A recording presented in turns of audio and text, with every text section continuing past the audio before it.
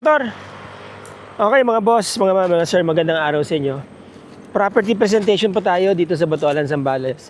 Along the National Highway. Ito, may mga tanim na kalamansi, mahabang frontage. Actually, nandito po ako sa loob ng property ngayon. Mga boss, mga sir. Pasilip po natin kay Chokoy.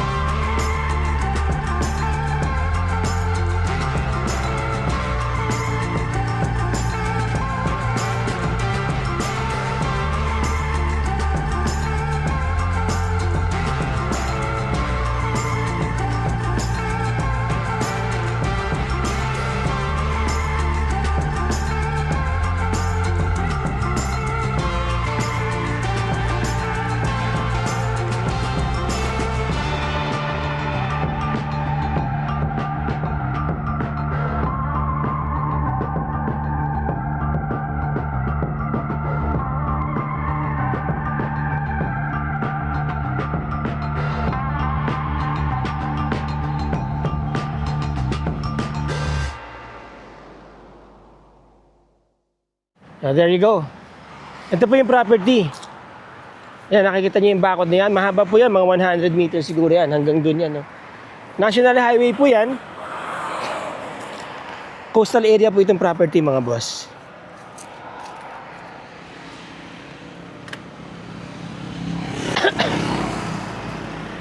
Ito po yung bakod niya, no? Doon tayo sa may dulo. Ayan. Yun, diretso dun. Nakita nyo sa drone shots, ganyan po kahaba yung property. Alright. Ito po yung kanyang boundary.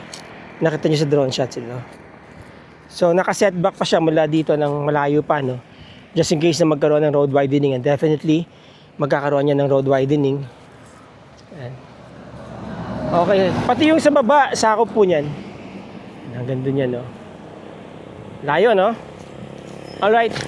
1,500 square meters po itong property, mga boss. Mga sir. Ayan, may mga tanim sa loob. May bahay po yan. May mga structures dito na hindi naman permanent, ano? Pero merong isang house doon made of concrete.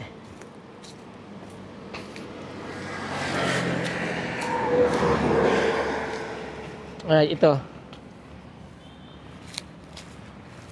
para makita nyo na kung ano meron dito sa baba.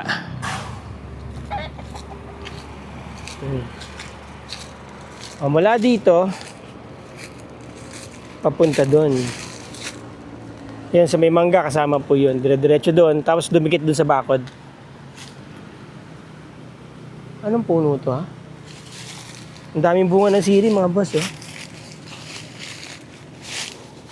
Ayan, oh.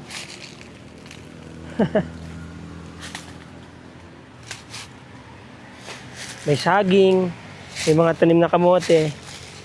Maganda po yung area, no? Highly commercialized po itong lugar na to. Kasi nga, tabi ng National Highway, kita nyo naman, non-stop ang traffic, no? Non-stop yung mga sasakyan. Doon, tulay na po yun ng Karael.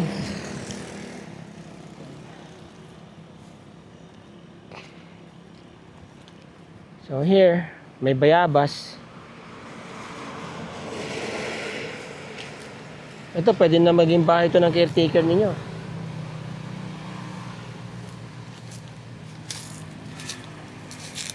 Doon po yung source ng tubig nila, yung tangke.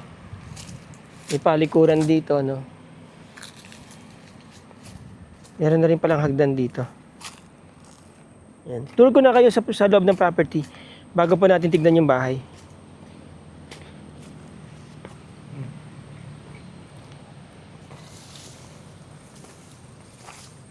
Yan. Bangkal tree.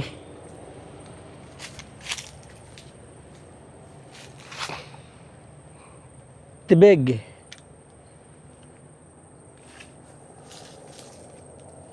Ito po yung boundary. Hanggang dito po yan sa pole ng solar light. Tapos dumikit doon sa pader na yon. May hagdan din doon, nakita niyo, pababa dito. Alright, so meron pa ditong area na, you know, someday pwede nyo rin patambakan, ipantay dito. Pero in the meantime, pwede nyo naman magamit yan. Maluwag na rin po kasi yung space dito sa taas, no? Very ideal po itong lagyan ng, ng mga commercial space for rent. So meron kayong monthly income. Di ba? Ang haba niya, kung ilang pintuan niya, no? Pwede nyo ilagay dito.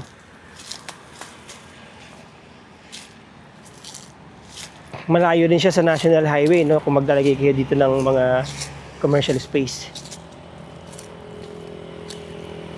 Kalamansi. Alright, so yan. Mga tanim dito sa loob, mga boss.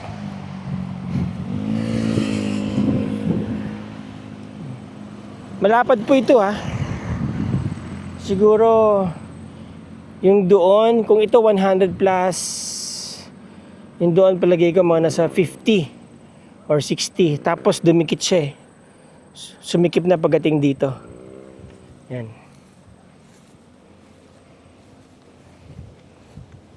Maganda rito, mga boss. Yung bahay, nilagay nila dito sa tabi, ano. Hindi nila nilagay dito sa gitna. 'Di ba? Kaya marami kayong pwedeng magawa sa property.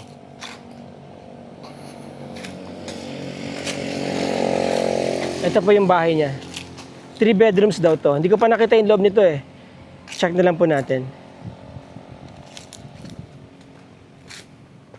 Yan po yung President Ramon Magsaysay University. Yung agricultural university. Yung mga kumukuha ng agriculture. And then here, meron ditong creek.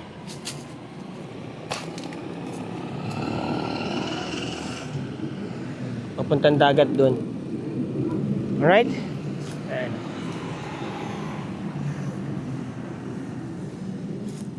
Ayan na po yung bakod niya. Nakadikit na itong structure dito. Tanong natin kung ilang years itong bahay.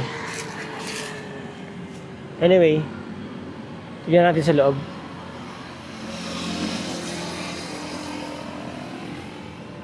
Dito ba? Doon tayo sa kabila.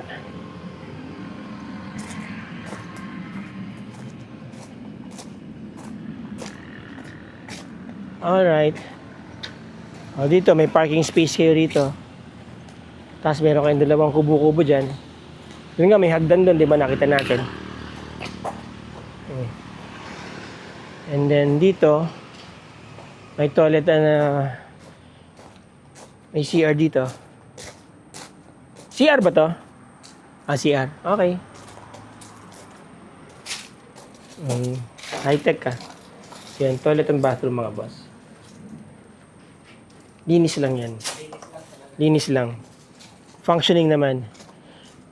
Meron ba itong sariling transformer? May sariling transformer. Ilang kVA? Pero may sarili siyang transformer. Ayun, may sariling transformer. Air condition, dalawa kasama. Ito yung laundry area. Ito. Wash area, laundry area, kusina. Yan. Alright, so parang dinugtong lang siya, no? Halata eh. Yan. Okay. And then, ito extension na lang to, no? Tapos dito, ito yung back door, dito na po tayo dumaan. Yun, ito kasi yung kanina doon sa harap. So ito, may kwarto dito. Hindi, ano pala to? Kitchen. Yan. Tapos puro salamin po yan. Yun. Kasama na ba itong mga sofa at mesa? Kasama na daw yan mga boss. Yun maganda view dito. Diba? Ito kasama na po itong mga to. Ayan. Tsaka yung sofa. And kwarto. May aircon din po ito. May sariling toilet and bathroom. Ito na siguro yung sa master bedroom. Okay? Yan. Maganda rin ang CR, no? May hot shower, mga boss.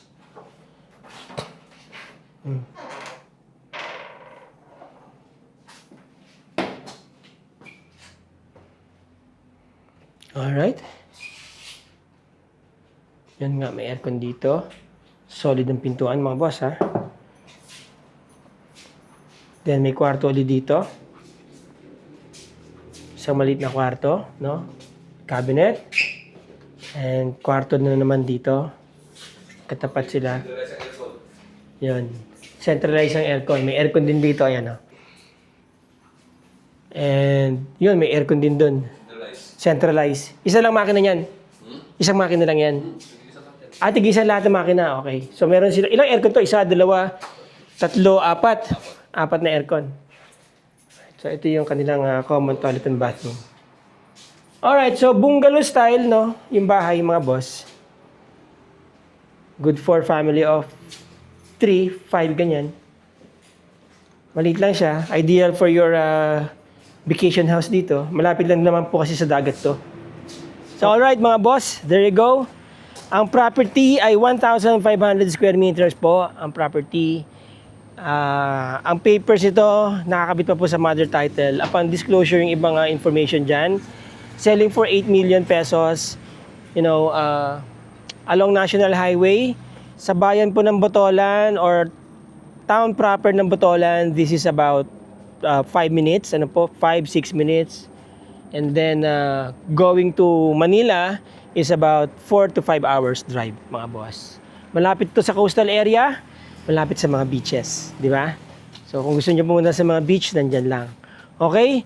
Yung mga interesado dyan na makita itong property, interested po dito sa opportunity, sa property na to, very ideal, gawing commercial area, no? Maglagay kayo ng mga paupahan ninyo dyan. Mga stalls, di ba? Alright? Nandyan po yung contact number sa screen at dyan sa description ng video na to, mga boss, mga sir. Okay? Again, maraming salamat po sa inyong time, mga boss, mga sir. Till the next video. You know it's true, I've been thinking about you. You made me feel so